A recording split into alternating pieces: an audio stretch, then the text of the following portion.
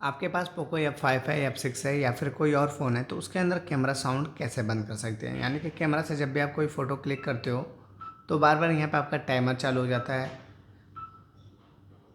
और जब भी फ़ोटो क्लिक होती है तो कुछ इस तरह से आपके फ़ोन में साउंड आता है। तो इसको बंद करने के लिए आपको करना क्या, सिंपली इस पे जाएंगे तो यहाँ पे आपका कैमरा टाइमर होता है तो यहाँ से आप इसको बंद कर लेंगे। अब रही बात साउंड की, तो इस पर आप जाएंगे, नीचे एक साइड जाना है और यहाँ पे आपको दिख जाएगा शटर साउंड, इसको आपको बंद कर देना होता है।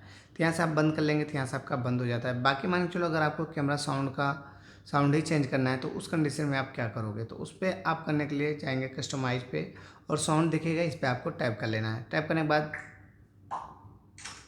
तो इस तरह से आपके फ़ोन में कैमरा साउंड भी चेंज हो जाएगा। आपको कैमरा साउंड चेंज होने के बाद आपको करना क्या, बैक करना है। अब यहाँ पे आप कोई फ़ोटो लेंगे तो इस तरह से आपके फ़ोन में साउंड आना चालू हो जाएगा।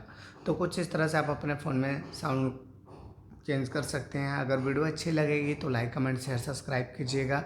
मिलते हैं नेक्स्ट वीडियो में, तब तक के लिए बाय बाय।